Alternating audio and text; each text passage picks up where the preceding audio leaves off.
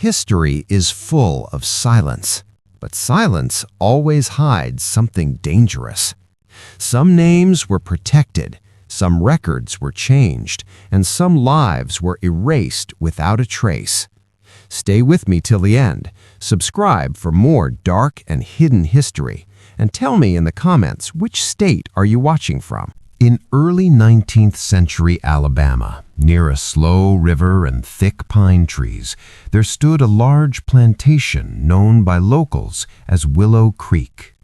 The land was rich, the house was wide and white, and the family that owned it was powerful. It was here that the twin sisters were born on a humid summer night.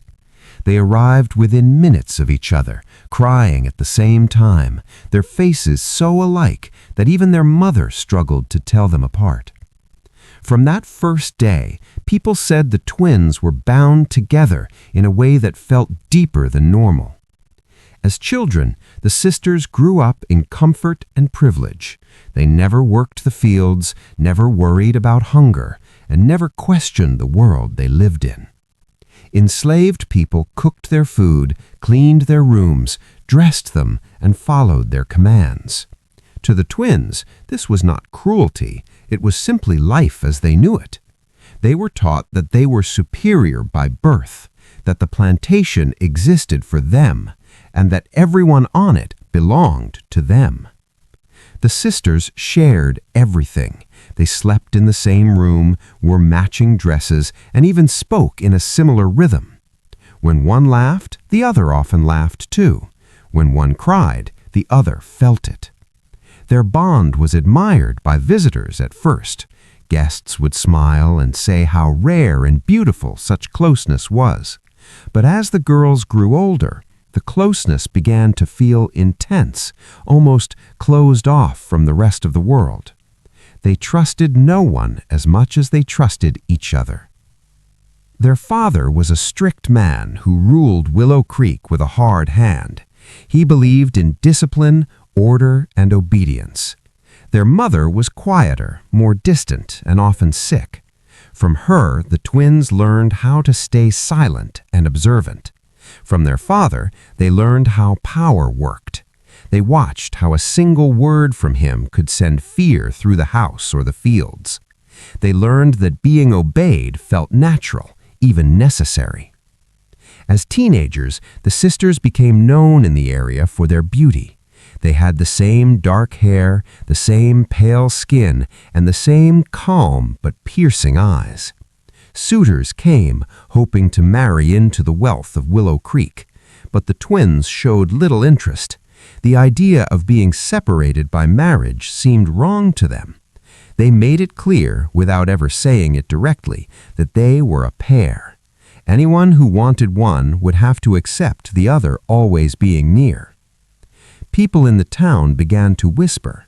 Some said the twins were strange, others said they were proud and cold, but no one dared to challenge them openly. Their family name carried weight, and Willow Creek was one of the largest plantations in the region. The twins learned early that silence from others often came not from respect, but from fear. When their parents died within a few years of each other, the sisters were still young but legally old enough to inherit. Instead of dividing the land and property, they chose to own everything together. They signed papers side by side, made decisions together, and presented themselves as a single authority. From that moment, Willow Creek belonged to them both, fully and completely. Running a plantation hardened them quickly. They had to manage crops, money, and people. They learned how to give orders without emotion and how to punish without hesitation. Any softness they once had faded under responsibility and power. The enslaved people on the plantation noticed the change. The twins were not loud or violent like some owners, but their calmness was colder, more frightening. You never knew what they were thinking. The sisters spent long evenings together on the wide porch, watching the sun set over the fields. They talked about the past, about their parents, and about the future of Willow Creek. They believed the plantation could not survive without them ruling together. To them, separation meant weakness, unity meant control. Even at this early stage, the house felt different. Servants noticed that the twins preferred privacy more than most. Doors were often closed, conversations stopped when others entered the room. Rules about where enslaved people could and could not go became stricter. The sisters did not explain these rules, they simply expected obedience. The twins also began to pay closer attention to the people they owned, not as individuals with lives, but as resources. They noticed strength, silence, and obedience. They believed that everything on the plantation existed to serve their needs, whether those needs were practical or personal. This belief was not sudden. It had been growing inside them since childhood. Willow Creek, from the outside, still looked peaceful. Crops grew well, visitors were welcomed politely, and church donations were made in the family name. But inside the main house, something was forming slowly. A sense that the twins lived by their own rules, a sense that normal boundaries did not apply to them. Those who worked closest to the house felt it first. They felt watched, they felt tested. A wrong look or a slow response could bring punishment. The twins rarely raised their voices, which made their disappointment more terrifying. Silence became the strongest command. By the time the sisters reached full adulthood, they were no longer just heirs of Willow Creek. They were its center, its law, and its secret heart. Their bond had become the foundation of everything they controlled. No one could reach one sister without reaching the other. No one could challenge one without facing both. This was the beginning of a story that would later be whispered about in fear and disbelief.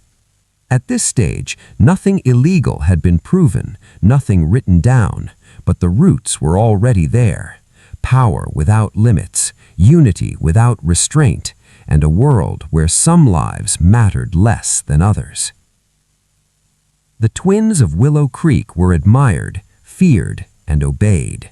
And in that dangerous mix, the first shadows of what was to come were already growing, quietly, patiently, waiting for the moment when silence would no longer be enough. After their parents were buried and the house fell quiet, the twins stood at the center of Willow Creek as its new owners.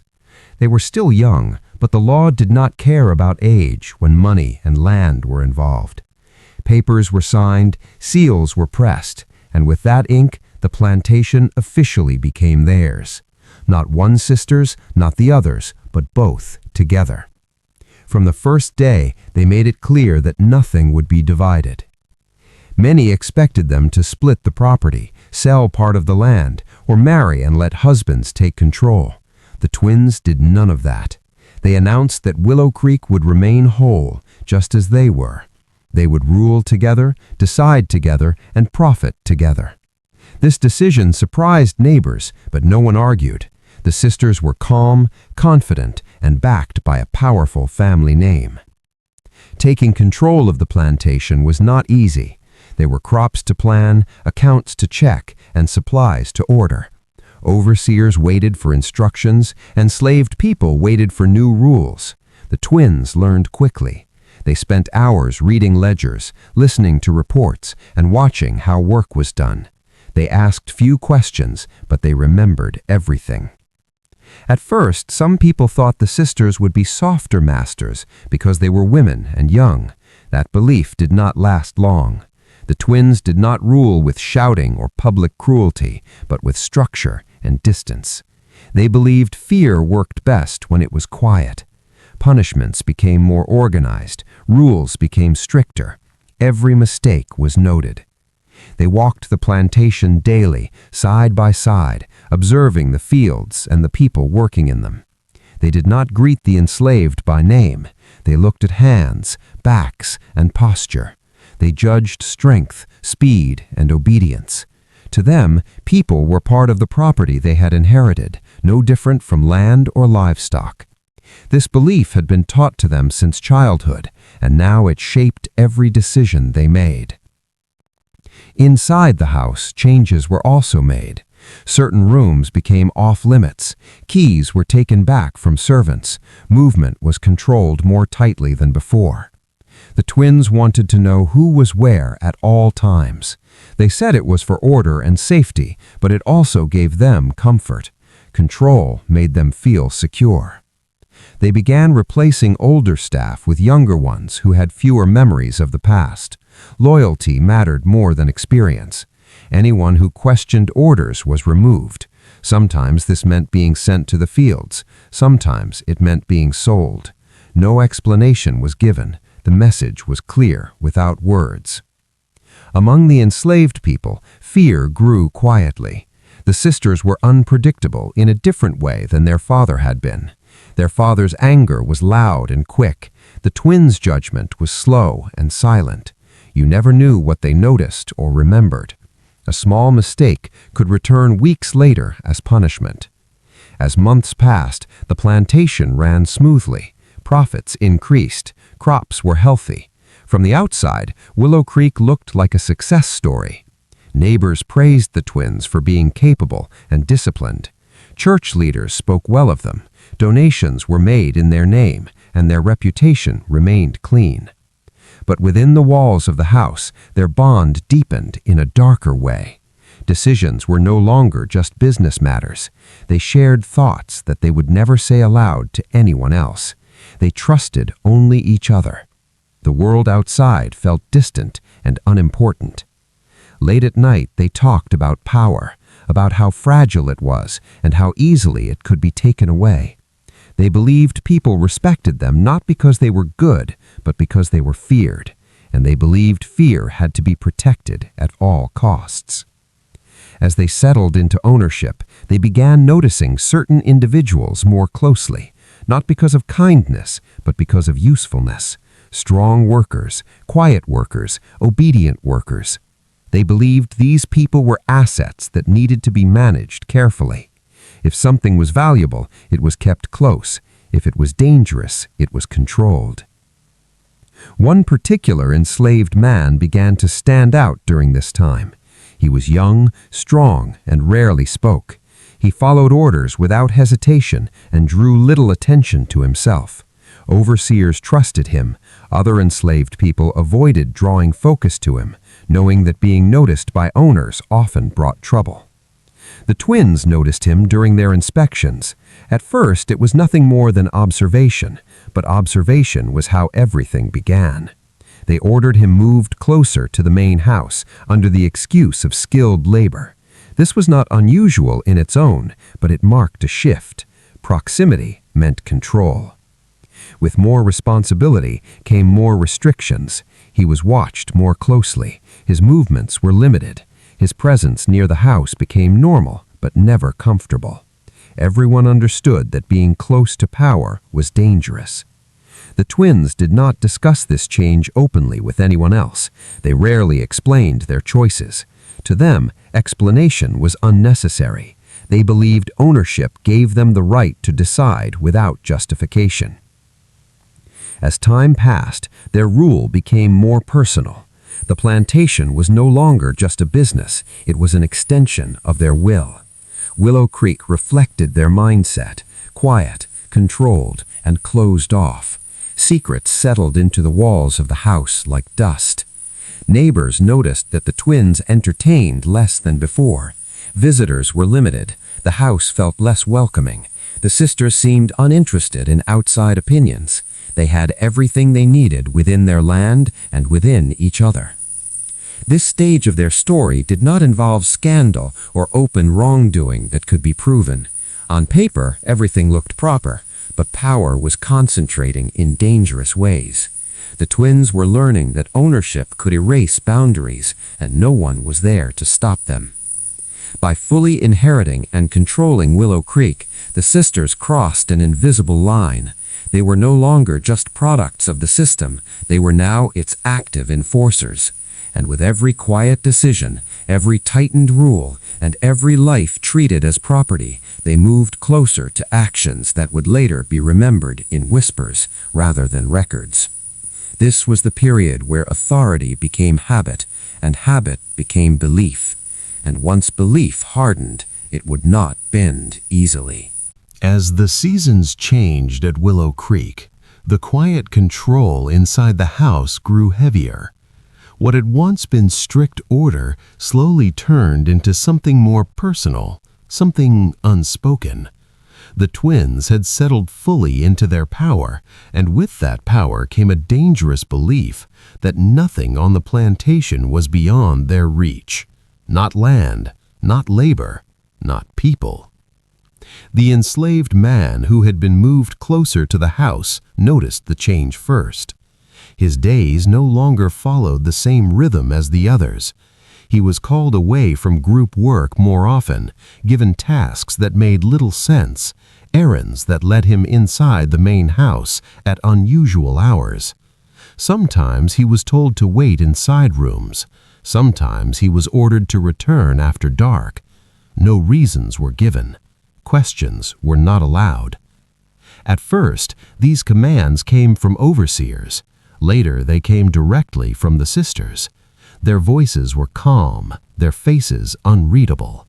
They spoke as if what they were asking was normal, expected, and in that world, refusal did not exist. He understood this clearly. Saying no was not an option. It never had been. The twins never discussed these changes openly with each other, at least not in words. They did not need to. Their shared glances, their silence, and their timing told enough. One would call him one evening, the other would call him another. The pattern slowly formed, quiet and deliberate. To the rest of the household, the rules became harsher. Servants were warned not to wander. Doors were locked more often. Anyone found near certain rooms without permission was punished. The house began to feel like a place where sound itself was dangerous. Footsteps were softer. Eyes stayed down. The enslaved man lived in constant fear. He knew that his position near the house made him visible, and visibility brought danger. He was trapped between obedience and survival. Every order carried a threat. Every silence felt heavy. He understood that his life could be destroyed with a single word from either sister. What made it worse was that the sisters never showed emotion. There was no anger, no passion that could be read or predicted. They treated him as something owned, something to be summoned and dismissed. Their calmness stripped away any illusion that this was a mistake or a moment of weakness. It was a choice. As weeks passed, the arrangement became more controlled. Specific nights, specific times. The twins ensured they were never seen calling him. Messages were delivered through others or left as instructions. If anyone noticed the pattern, they knew better than to speak. Silence was enforced not just by fear, but by punishment. The sisters' bond grew stronger during this time. They relied on each other to protect the secret. Each knew that exposure would destroy them both. That shared risk deepened their unity. What they were doing was wrong even by the standards of their own society, but power gave them confidence. They believed their status would protect them from consequence. Inside the house, they spoke in careful tones about trust and control. They convinced themselves that because the man was enslaved, he had no claim to dignity or choice. This belief allowed them to silence any remaining doubt. They were not breaking rules in their minds. They were using what belonged to them. The enslaved man became more withdrawn. Other enslaved people noticed his exhaustion, his fear, but they could do nothing. Helping him would mean punishment for all. The system was designed to isolate suffering, to make pain invisible unless the owner chose to see it. The sisters watched everything. They noticed when servants avoided certain hallways. They noticed when eyes followed movements. This made them more careful, not more cautious in behavior, but more controlling. They tightened rules again. They wanted no cracks in their authority. At church, they sat side by side, calm and respected. No one suspected what was happening behind closed doors. They donated money, spoke politely, and maintained the image of disciplined plantation owners. The contrast between their public appearance and private actions grew wider each day. For the enslaved man, time blurred together. Days were measured by fear, nights by dread. He could not speak of what was happening. He could not escape. His body was not his own. His silence was not consent. It was survival. The sisters never acknowledged the harm they were causing. To do so would mean seeing him as human, and that was something they had trained themselves not to do. They reduced him to a role, a secret tool used to satisfy something they never named aloud. This stage of their story remained hidden from records and official history. There were no written confessions, no legal complaints. Everything existed in shadows and memory. But within those shadows, a line had been crossed, one that could not be undone. As months passed, the unspoken arrangement became a dangerous routine. Routine creates comfort, and comfort creates carelessness. The twins believed they had complete control. They believed silence would last forever. They did not yet realize that some truths cannot remain hidden, no matter how much power stands in the way. And they did not yet understand that bodies, unlike secrets, eventually speak for themselves. This stage of their story marked the true moral collapse of Willow Creek, not because cruelty had begun. Cruelty had always existed there, but because it had become deliberate, planned, and shared. The sisters were no longer just products of an evil system. They were active participants in its darkest abuse. And while the world outside remained unaware, the consequences were already forming, quietly inside the walls of the plantation and inside the lives they controlled. As the secret continued, Willow Creek slowly transformed into a place ruled by silence. What had once been a working plantation now felt like a house holding its breath. Every sound seemed louder, every movement watched. The twins understood that what they were doing could not survive noise or curiosity, so they built their world around control and quiet. Rules multiplied without explanation. Servants were told exactly where they could go and when. Hallways near certain rooms were restricted. Lights were extinguished early. Anyone caught asking questions was punished quickly and without warning. The sisters did not shout or threaten, they simply acted, and their actions were enough to spread fear. Silence became the most powerful law on the plantation. It was not written down, but everyone felt it.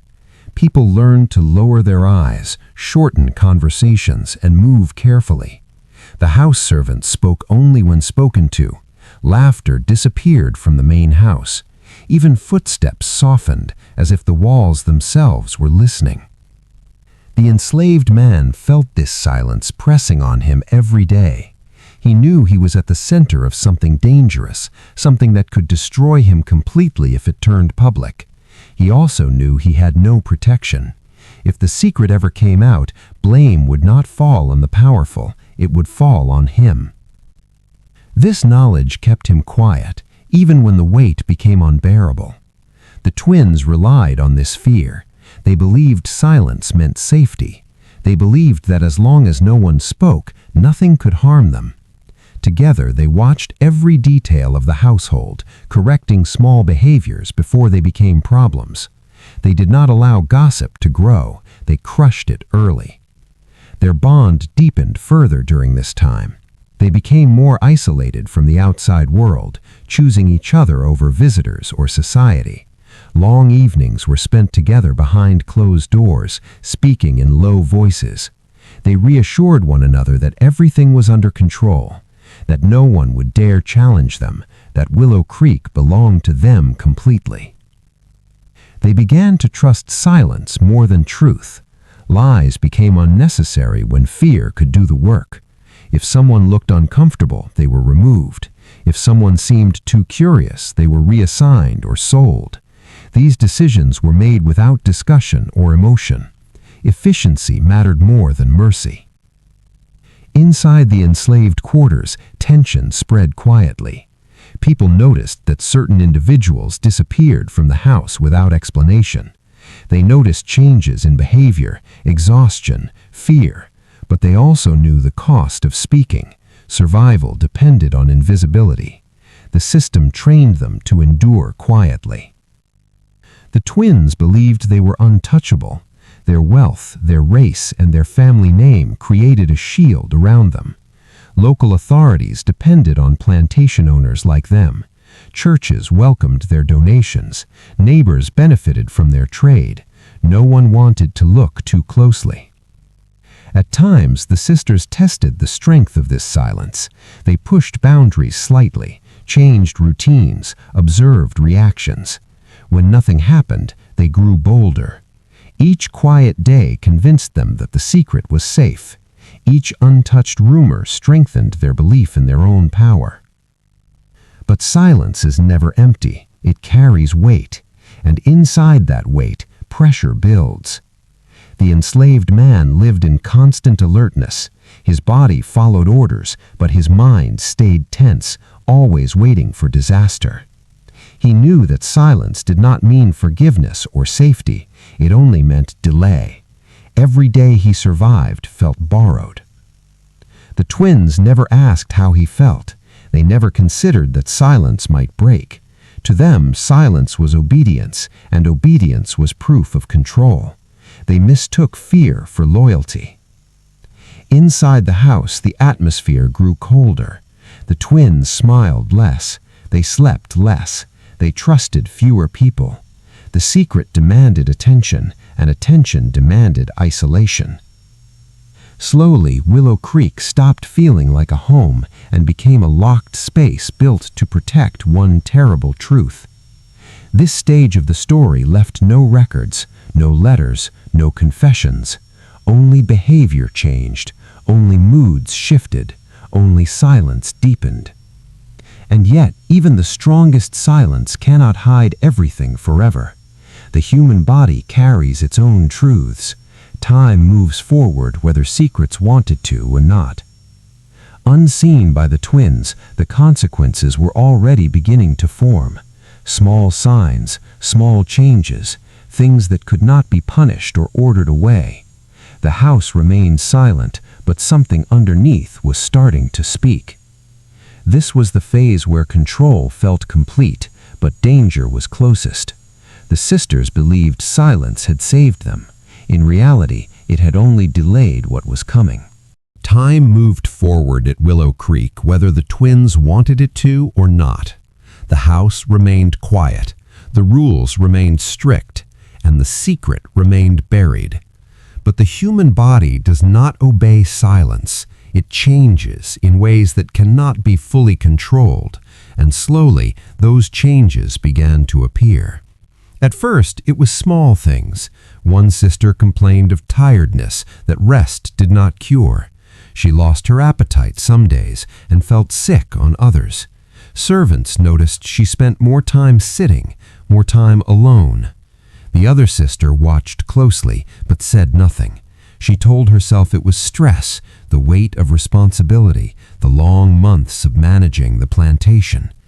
Then the second sister began showing similar signs, the same tiredness, the same discomfort, the same quiet withdrawal.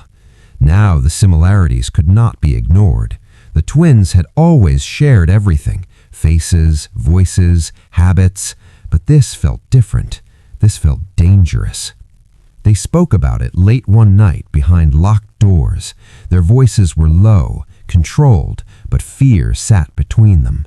They counted days. They searched their memories for another explanation. There was none that made sense. They both knew the truth, even if they refused to speak it aloud at first. Denial became their first defense. They told themselves the signs were temporary, that bodies could behave strangely, that nothing was certain yet. But certainty came whether they wanted it or not. Dresses began to fit differently. Movements became slower. Mirrors became enemies. The twins had lived their lives believing they could control everything: land, people, silence. But now something inside them was changing without permission. Panic grew quietly. They could not go to local doctors without raising questions. Two unmarried women showing the same condition at the same time would attract attention immediately. So they chose secrecy again. A doctor from another county was quietly summoned and paid well to ask no questions. He examined them separately and spoke carefully, choosing his words with caution. The truth was confirmed. Fear replaced denial. Not loud fear, but sharp, focused fear, the kind that forces quick thinking. The twins knew that this truth, if exposed, would destroy them. Their reputation, their power, their safety, all would collapse. In their society, even rumors could ruin a woman, and this was far worse than rumor. They acted immediately. Servants closest to them were threatened. Anyone who noticed changes was warned. Stories were prepared in advance. Illness, exhaustion, stomach troubles. Loose clothing was ordered. Curtains were kept closed more often. The twins reduced public appearances. But the plantation was a small world. People noticed when routines changed. They noticed when doors stayed shut. They noticed when the twins stopped attending social gatherings together. Whispers began to move quietly, like wind through tall grass. At church, eyes followed them. Neighbors exchanged looks. No one accused them openly, but questions lived in the silence. The twins felt it. Every glance felt dangerous. Their fear turned into anger, not at themselves, but at the situation, at the risk of exposure. Rules became harsher. Punishments became quicker. The house felt tense, like a storm waiting to break. The enslaved man was removed from sight completely. He was no longer seen near the house. Some were told he had been sold. Others were told he had been sent to another property. No one knew the truth, and no one dared ask. His disappearance was meant to erase questions, but it only deepened the unease. Inside the house, the twins argued for the first time in years, not loudly, but with sharp words and blame. Each feared being abandoned by the other if things went wrong. Their bond, once unbreakable, now felt strained by pressure. They planned constantly. What would they say if someone confronted them? What would they do when the changes could no longer be hidden? Every option felt dangerous. Sending children away, hiding them, erasing records. Nothing felt safe. As weeks passed, hiding became harder. Servants could see the truth, even if they could not speak it. The twins felt watched, even when alone. Their confidence began to crack. The town's rumors grew stronger. Nothing was confirmed, but suspicion does not need proof to survive. The twins responded by isolating themselves further. Willow Creek became closed off. Gates stayed shut. Visitors were turned away, politely but firmly. Their fear was not only social, it was legal, it was violent. They knew that if the truth reached the wrong ears, consequences could be brutal, not only for them, but for anyone connected to the secret. And they also knew where blame would fall first. This was the moment when silence stopped feeling like protection and started feeling like a trap. The twins had believed their power made them untouchable. Now they understood that power could not stop time, bodies, or truth. They were still wealthy, still respected, but beneath that surface, everything felt unstable. Every morning brought new fear. Every night brought sleepless planning. The house that once felt controlled now felt like it was closing in. This stage marked the beginning of exposure, not public exposure, but internal collapse.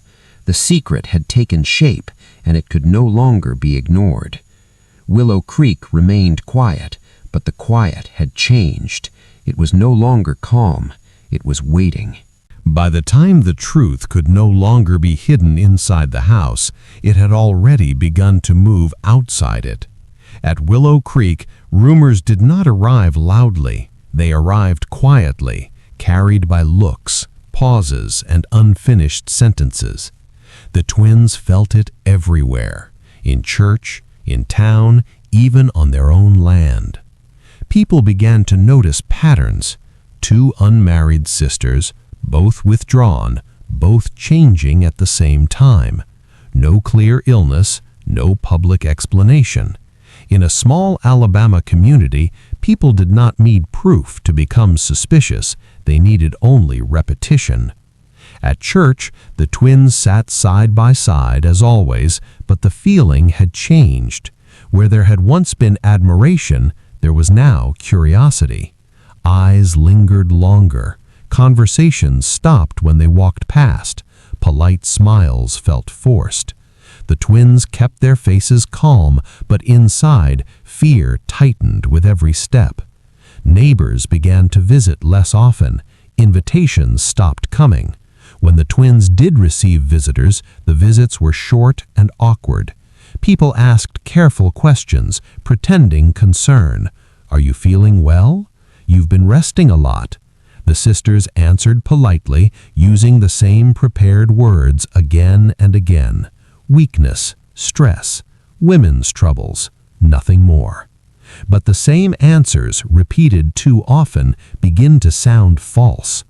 Inside Willow Creek, the twins responded the only way they knew how, with control. Rules became even stricter. Servants were watched closely. Conversations were limited. Anyone who seemed nervous or too observant was punished or removed. The twins believed fear could still protect them if they applied it hard enough. The enslaved quarters grew tense. People sensed danger in the air. They felt it in the way overseers acted, in the way the house seemed closed off. The disappearance of the enslaved man was discussed only in whispers. No one knew where he had gone. Some believed he had been sold far away. Others feared something worse. Either way, his absence raised more questions than his presence ever had. Rumors began to form stories of their own. Some were wrong, some were exaggerated, but once a story begins, it does not need truth to grow. It only needs silence. The twins became paranoid. They watched everyone. They listened for footsteps. They questioned servants about small details. A look held too long, a pause before answering. Everything felt like a threat. They began to argue more often, quietly but sharply. Each feared the other might break under pressure. Each worried about blame. Their shared strength began to feel like shared risk. The bond that had once made them confident now made them desperate. The town's whispers slowly grew bolder. People began asking indirect questions of others. Church leaders spoke privately with one another. No accusations were made, but concern was shared, and concern once shared is hard to contain. The twins tried to fight the rumors with generosity. They increased donations. They hosted small gatherings with carefully chosen guests. They smiled more in public. They spoke kindly. But kindness without honesty feels hollow, and people sensed it. Behind closed doors, fear ruled every decision. The sisters planned constantly. If questioned, what would they say? If investigated, what would they do? They reviewed their options again and again, none of them safe.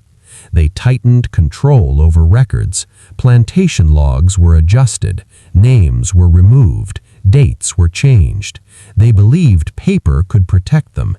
They believed history could be rewritten if they were careful enough. The enslaved man's name slowly disappeared from daily records. His labor was reassigned. His existence was erased on paper. The twins believed that without proof, there would be no truth. But truth does not live only in documents. It lives in memory. The enslaved community remembered. They remembered his fear. They remembered his absence. They remembered the changes in the house, but memory had no power in a world where speaking could cost a life. As the months passed, the twins' isolation became complete. Willow Creek felt cut off from the world. Gates were closed, visitors were discouraged. The house felt smaller, tighter, as if walls were moving inward. Their public image, once solid, began to crack, not enough to cause open scandal, but enough to make people uneasy. Respect began to turn into distance. Distance began to feel like judgment. The twins sensed danger was no longer only inside the house, it was outside now, growing slowly. They had lost control of the narrative, and that terrified them more than anything else. They responded with cruelty. Punishments became harsher. Mercy disappeared. Fear was their last defense, and they leaned on it heavily. They believed that if everyone was afraid enough, no one would speak. But fear has limits. It can silence voices, but it cannot erase suspicion. At night, the twins lay awake, listening to the house settle. Every sound felt like an accusation. Every silence felt like exposure. They believed power would protect them forever. Now they understood that power could attract attention just as easily as it could silence it. This was the stage where the story turned dangerous, not because the truth was out, but because it was close, close enough to be felt, close enough to change behavior, close enough to frighten those who had always felt safe. The rumors had not yet reached the courts. No officials had arrived, no charges were spoken, but the ground beneath the twins was no longer steady. Willow Creek stood quiet, but it was no longer protected by silence alone. The outside world was beginning to lean closer, listening, and the twins knew that once people start listening, secrets rarely survive for long. When the time finally came, Willow Creek was sealed off from the world. The gates were closed more often than ever, and no visitors were welcomed. The twins claimed illness and exhaustion, and no one questioned them directly. By now, people expected distance. It had become normal. Inside the house, tension filled every room. The sisters moved slowly, carefully, their bodies heavy with the truth they could no longer deny. Every day brought them closer to a moment they feared more than exposure itself, the moment when the secret would become undeniable, physical, and permanent. They prepared in silence. A midwife from far away was brought in under strict conditions and paid generously. She was warned not to speak of what she saw. Fear and money were used together, just as they had been for everything else. Only the most trusted servants were allowed near. Even they were kept in the dark as much as possible. The births happened weeks apart, but the house treated both moments the same way, with secrecy and control. Curtains stayed closed, doors were locked, sounds were covered with distance and command. The outside world saw nothing. When the first child was born, the twin who gave birth did not cry out in relief or joy. She lay silent, staring at the ceiling, as if the weight of everything had finally settled on her chest. The baby's cry echoed briefly, then was quickly silenced. That sound, small and fragile, carried more danger than any rumor ever had. The second birth followed in the same manner. Another child, another life, tied to a truth that could never be spoken aloud. The twins looked at each other, and for the first time, fear outweighed control. They had crossed a point from which there was no return. The question they had avoided for months now stood between them. What would they do with the children? Keeping them openly was impossible. Sending them away carried risk. Killing them was unthinkable, but even that thought passed through their minds in moments of panic. The society they lived in offered no mercy for women in their position, and even less for children connected to such a secret. They argued quietly but intensely. Each option felt dangerous. Each choice carried consequences. In the end, they chose silence again. Not just silence of speech, but silence of existence. The children were removed from the main house almost immediately. What happened next was never written down. No official records exist, no baptism papers, no family announcements. Only fragments of stories survived. Some whispered that the children were sent away to distant relatives under false names. Others believed they were handed over to families far from Alabama. A darker version of the story claimed the children were hidden among the enslaved, raised without identity, their origins erased completely. No one could prove any version. What is certain is this: the twins never acknowledged the children publicly. They returned to society months later, thinner, colder, and more controlled than ever.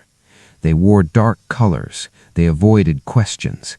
They presented themselves as women who had survived illness, nothing more. The house at Willow Creek changed after that. Something was missing, but something else remained. Guilt, fear, and a permanent fracture between the sisters. They no longer spoke as freely at night. Their shared glances carried tension instead of trust. The enslaved man was never seen again. His name vanished completely from plantation records. To the outside world, it was as if he had never existed. But memory does not disappear as easily as ink. Within the enslaved community, stories were passed down quietly, not spoken loudly, not written, but remembered. They remembered the man who was taken closer to the house.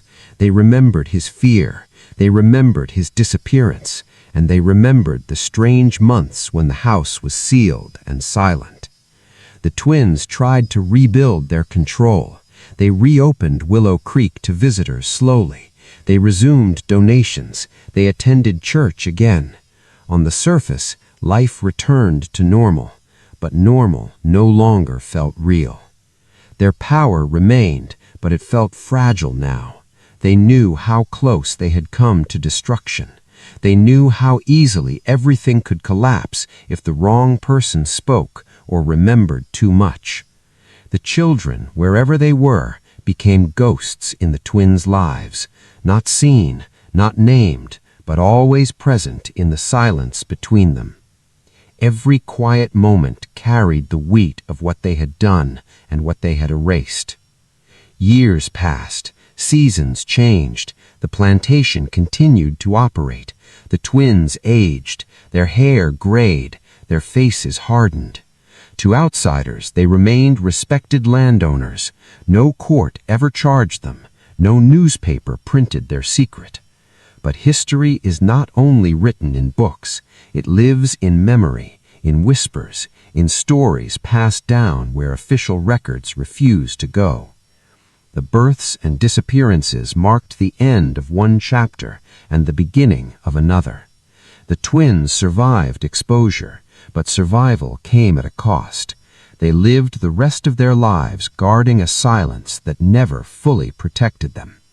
Willow Creek carried on, but it was never the same. The house stood tall, the field stayed green, and the world moved forward.